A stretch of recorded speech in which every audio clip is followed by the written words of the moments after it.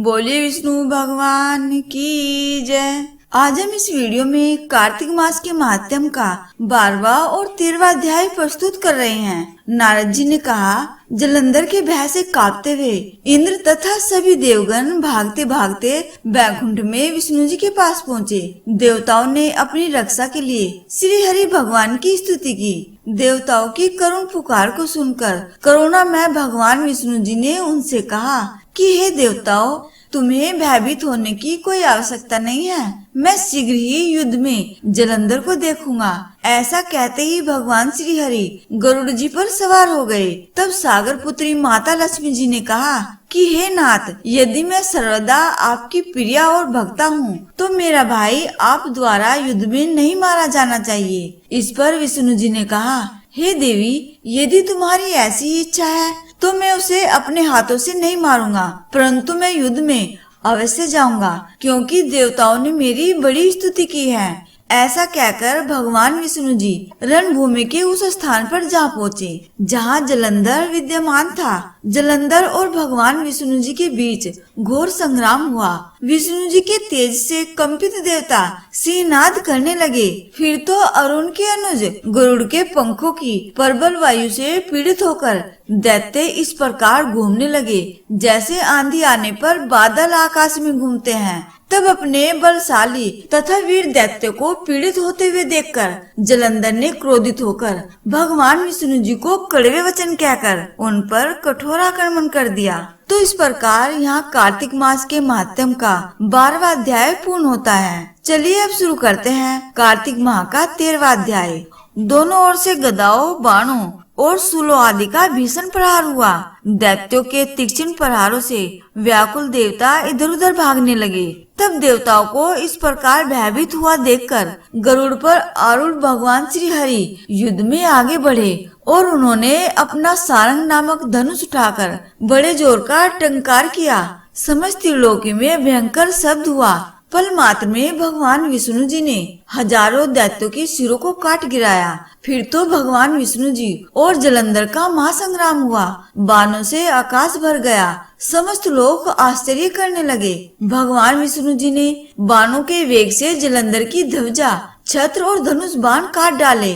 इससे व्यथित होकर जलंधर ने अपनी गदा उठाई और गरुड़ के मस्तक पर दे मारी। साथ ही क्रोध से उसने विष्णु जी की छाती में भी एक तीक्ष्ण बाण मारा। इसके उत्तर में भगवान विष्णु जी ने उसकी गदा को काट दिया और अपने सारंग धनुष पर बाण चढ़ाकर उसको बींधना आरंभ किया। इस पर जलंधर भगवान विष्णु जी पर अपने तीखे बाणों को बरसाने लगा। उसने विष्णु जी के वैष्णव धनुष को काट दिया। धनुष कट जाने पर भगवान विष्णु जी ने गदा ग्रहण की और शीघ्र ही जलंधर को खींचकर मारी। परंतु उस अग्निवत अमोद गदा की मार से उस दैत्य का कुछ भी न बिगड़ा। उसने एक अग्निमुख त्रिशूल उठाकर भगवान श्री हरि पर छोड़ दिया। भगवान विष्णु जी ने भगवान शिव शंकर जी के चरणों का स्मरण कर नंदन नामक त्रिशूल से जलंधर की त्रिशूल को छेद दिया। जलंधर ने झपट कर विष्णु जी की छाती पर एक जोर का मुष्टिक मारा।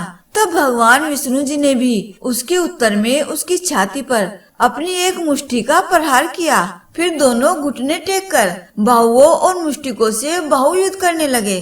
कितनी ही देर तक भगवान विष्णु जी जलंधर के साथ युद्ध करते रहे।